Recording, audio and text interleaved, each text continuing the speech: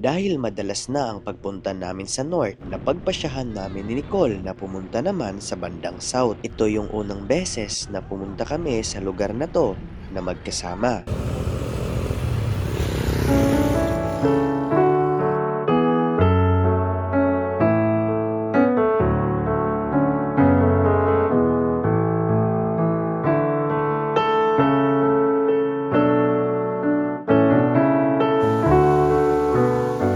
Napuntahan nga namin ang pinakamalaking simbahan dito sa Cebu. Located nga ito sa Cebu nga.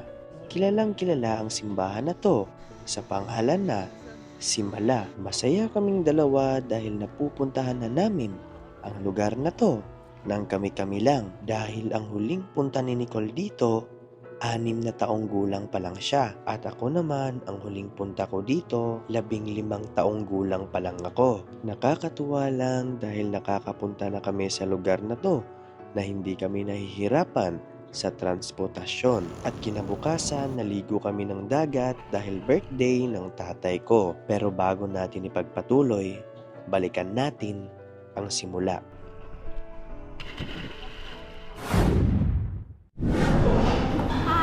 Kumain muna kami bago pumunta ng south para hindi kami magutom sa gitna ng biyahe.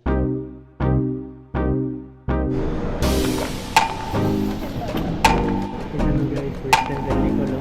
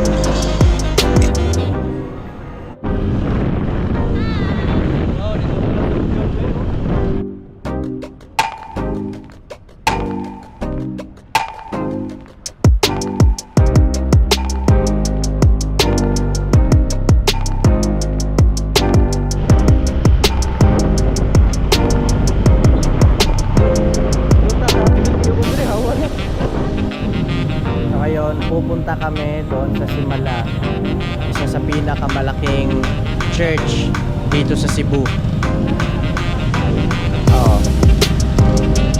Madadaanan mo dito ang daan na to. Yan, yung statwa na yan. Tingnan mo yung statwa na yan.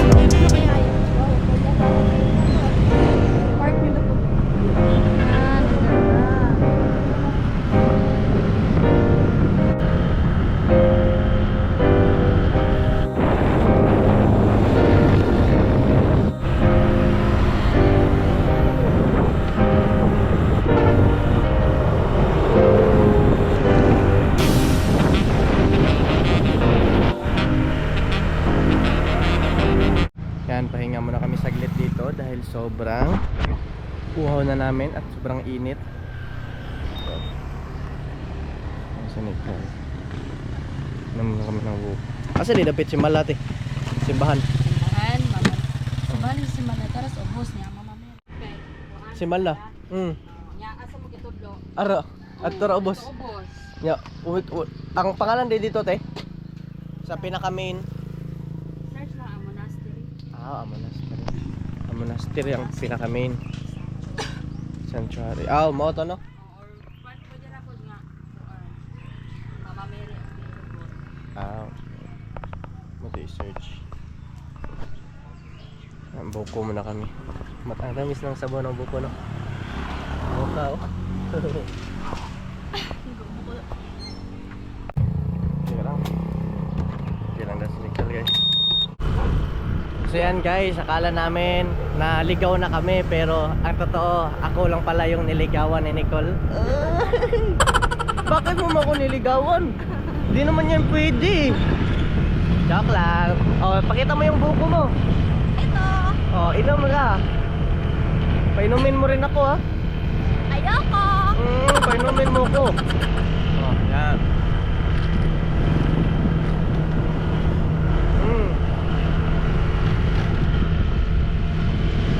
Sarap.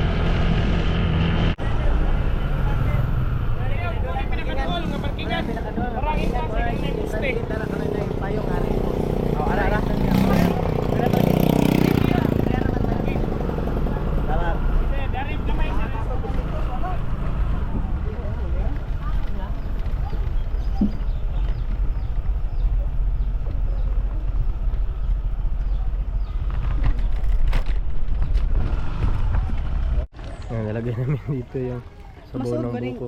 Ayaw. Yan eh, sud. Ito lang kitkitan. Nilagay namin dito yung sabaw ng buko, guys. Yung straw, lagay. Lagay yung straw. Okay lang yan. Uy. Park muna kami dito. Yan, nag-park muna kami doon sa baba, guys. 20 yung parking fee.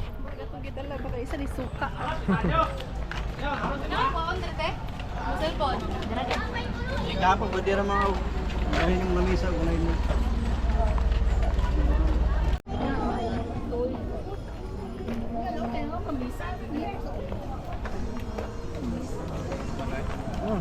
Fighting. Yan, tapos na kaming tapos na umihi si Nicole. Guys, careful kayo sa mga magsasabi dito na wala nang parking dahil merong free parking dito sa loob. 'Di ba? Iniilad lang tayo nun. Niloko lang tayo nun para makapera sila, no? Tara, loob na tayo. Dati guys, wala pang fountain dito. Ngayon, meron ng fountain yung simbahan dito. Sabi yun, laki ng simbahan dito, no? Yan yung fountain, no? Lapitan natin yung fountain. Laki ng ano guys, ng fountain. Tingnan nyo. CR, oh CR, bumura.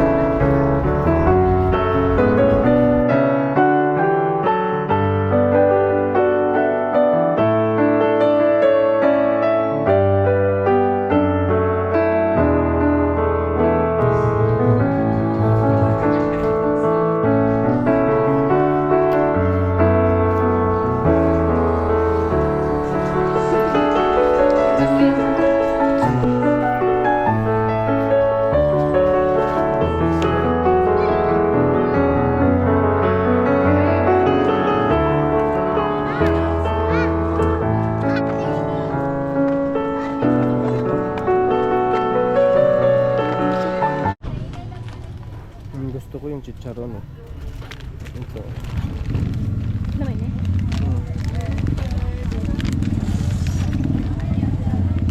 Pagpila nito. Pila ang pao, te? 35 to 100. Tingnan na ako kung sa ticket. Wala. 35. Nasa ka masod. Balik na siya.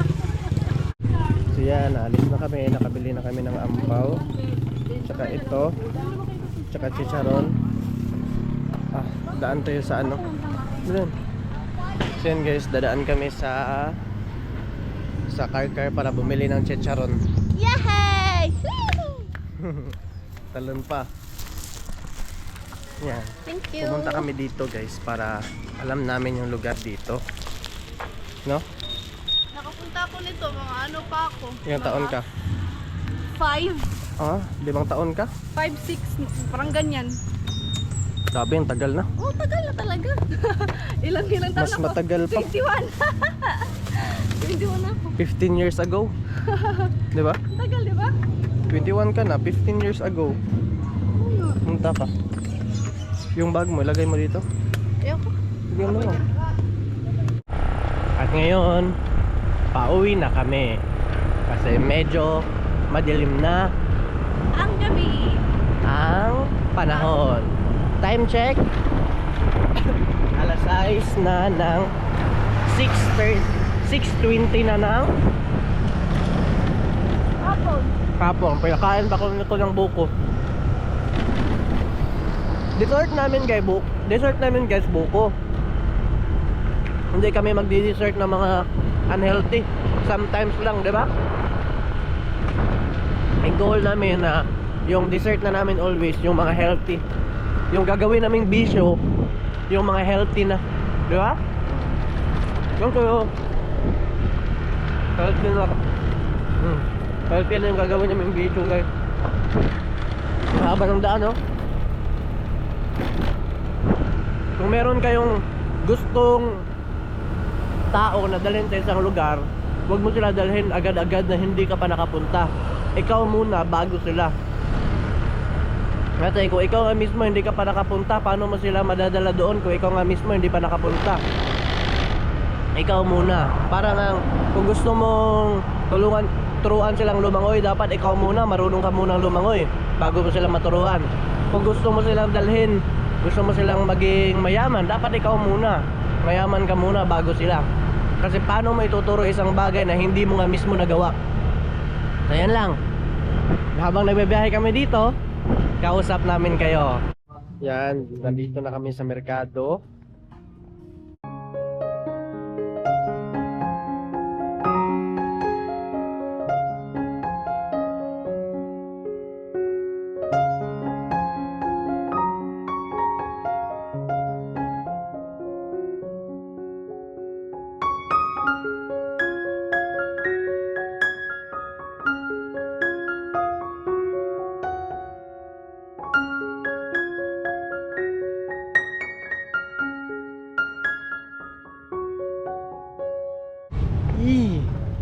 Grabe yung problema namin ngayon guys.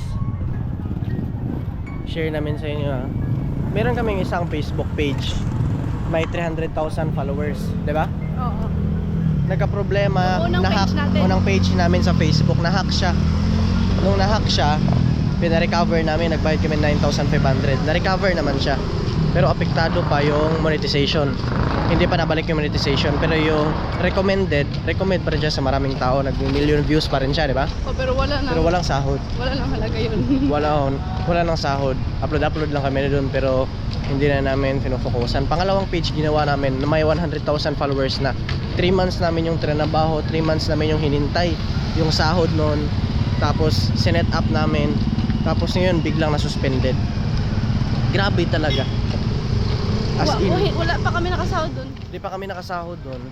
Tapos This ano pa ka ng this 25. this 25 sana June 2026 June sana. June 25 sana kami makasahod, pero wala talaga eh. Wala. Parang challenge talaga kami ng sobra. Parang nakakagigil, gusto mong magalit, gusto mong manggigil, gusto mong hindi mo alam kasi ginawa mo naman lahat, pinerfect mo, pero biglang nag-suspended. Hindi naman alam kung anong nangyari. Marami din nangyari dito, mga Facebook din sa mga kapwa namin, mga vlogger sa Facebook, na-suspend din yung account nila.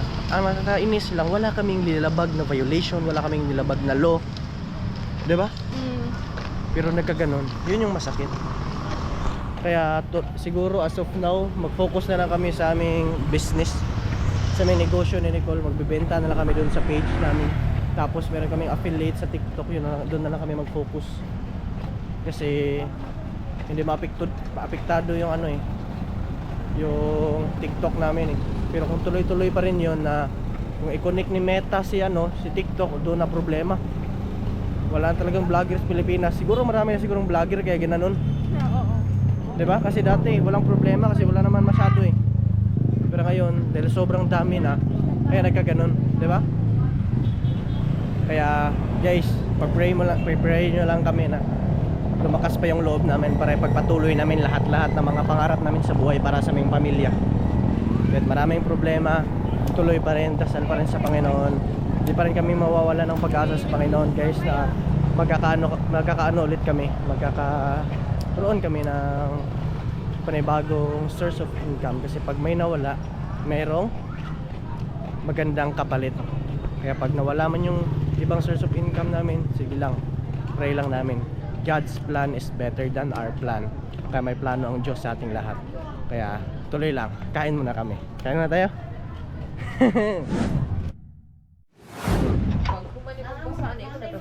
Kinabukasan, maaga kaming gumising dahil maliligo kami ng dagat. Ito kasi ang kaarawan ng aking Ilang taon tatay. ka na pa? Gray o white. Oh, birthday mo, ilang taon ka na? 45, balehon, 54. 54. Malapit na mag-ano mag-senior. Senior. Masira mo na. Di lagi. Ang babaw ng isira. Sobrang nakakataba lang ng puso dahil paunti-unti naabot na namin ang aming mga pangarap. Hindi man ganun kalaki, pero at least merong konting improvement. Doon naman talaga nagsisimula ang lahat. Thank you, ma'am. Bumili muna kami ng uulamin namin doon sa dagat at ito yung naisipan naming bilhin. Nakakapagod na kasi na magluto pa kami doon sa bahay dahil marami kaming mga gawain. Kanya-kanya kaming mga trabaho. Dito lang pala kami maliligo ng dagat sa Lapu-Lapu, Cebu. Close ang pikas. Kira ba close ba? Dira man may ato. Sidlak Beach. Pag-ari na brida rin. Trabaho pa man siguro na diya. Pasin gi-renovate. Entrance ninyo man. Oo, walang dala entrance na. Sobra. Ilayat na ka dito suma kay laom naman kayo. Hindi, ang nakalay ilang Tibolo? bibili siya no kay nana ko. Hindi naman ari. Nga, tayo lang. Naanay bang Naman ba?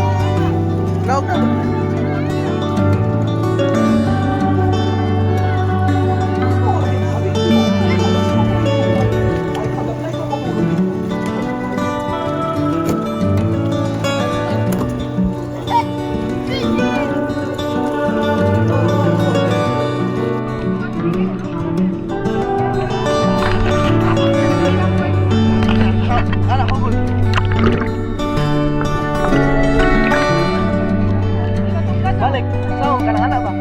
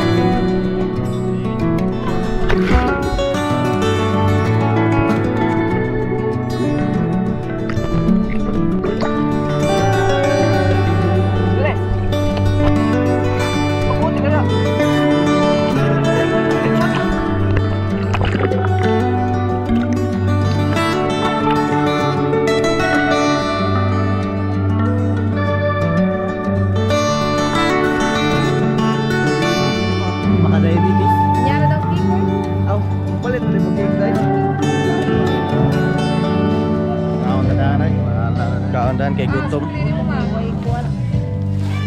Nya na yung sukle. Dukot. Kung na nasab tayo sa akin, doon. Unya na. Guys, makakita na yung buwan guys. Mga doon ni guys. Complimen guys. Oh, kanila sa guys. Importante. Sante, maiglawa. May lawas. No? Sama nang dagang pagkaon pero maglisod na kaglakaw. Okay, di natakaon. Di ta kakaon. Oh, naman ni Jollibee oh. Ay, Jollibee, ice cream oh. Sige na, ayos na, sudana na lang. Ice cream pero sudlan na. Stick na rin. 1, 2, 3, play.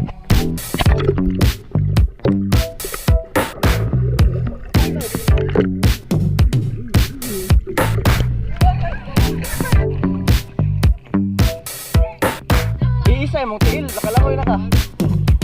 Sige ka. Iisa mong tiil ba? Iisa mong tiil. Ya, uy, ya, uy. Tanaw, lupa mo ka. Oh yes, mama, hindi na sa mga tao.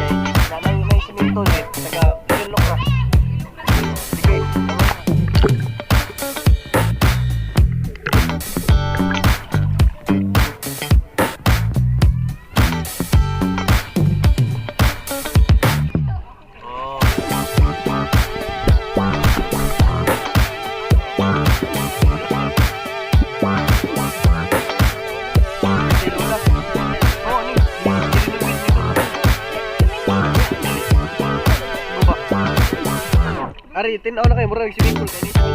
Tawag rin, tama. Ato, there you go. Ato lang.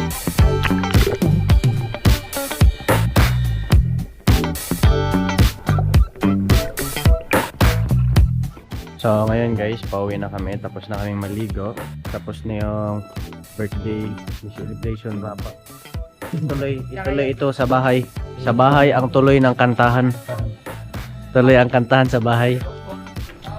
Then guys, uwi na kami. And let's go home. Let's go home. Yun yung maganda. Parking area pa lang. Wait, stand na.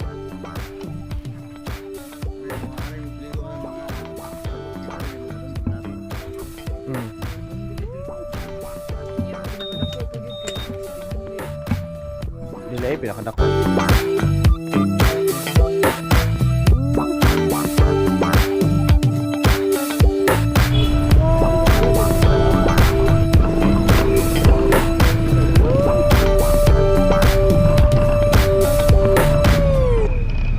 Nakarating na kami dito sa bahay. So naman. Pasok na sa bahay namin na unting kubo.